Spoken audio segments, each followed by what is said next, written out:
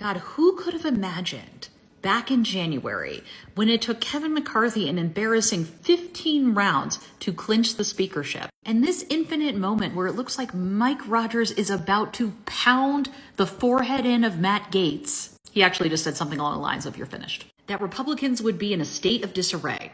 Yes, the party that holds a slight majority in the House has not been able to get much of anything done because of the more extremist faction in their party, the Freedom Caucus. The Freedom Caucus, which includes such gems as Lauren Boebert, possibly the only person ever to get kicked out of Beetlejuice, and Matt Gaetz. My apologies. I meant Matt Gaetz.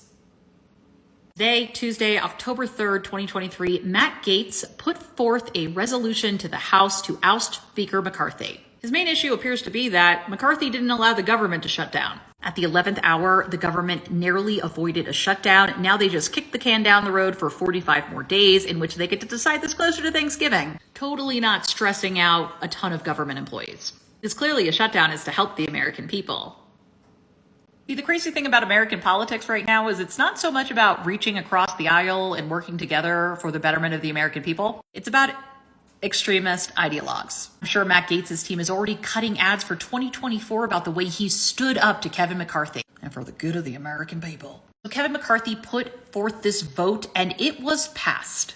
After that, there was a motion to table it, which was a verbal vote, which led to a representative from Pennsylvania asking for an electronic vote. This struck down the motion to table, which means debate is underway currently over the pros and the cons of ousting McCarthy.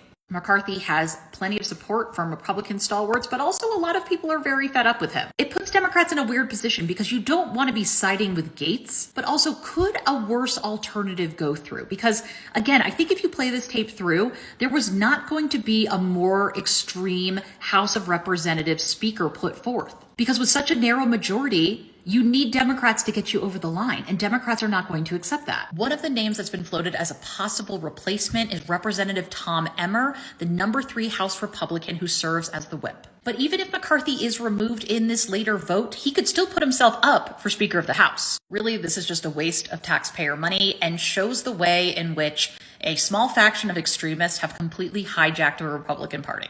But in certain extreme conservative circles, this will be seen as a win for Matt either way.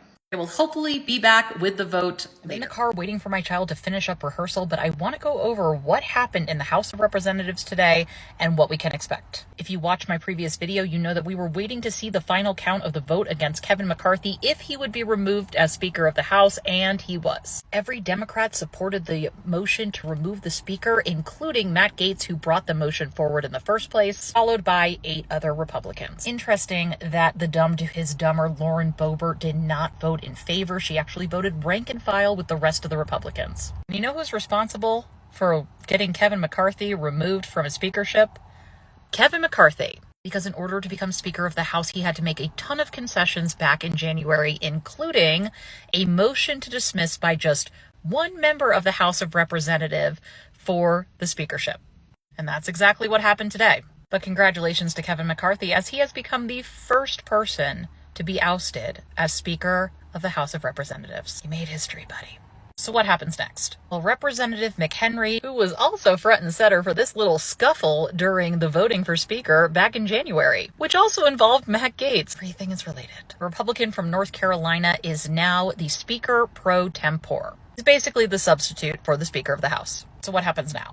Well, according to Representative Emmers, who is the whip for the Republicans, they will recess and cancel all votes until Tuesday of next week. Then they'll have a candidate forum, and then they will vote on the next Speaker of the House. Some names have been included, but none of them are the extremists that you would expect someone like Matt Gaetz to want in power. And that's because despite the ability of the Freedom Caucus to totally hijack the House of Representatives because of mismanagement by the Speaker, they do not have the votes to vote in one of their own. There is too slim of a majority for Republicans in the House, and they need the buy-in from Democrats. Now, could a Democratic minority leader become Speaker of the House? Sure, but it's very implausible. Still, I expect that the Democrats will put forth one of their own, probably Representative Jeffries.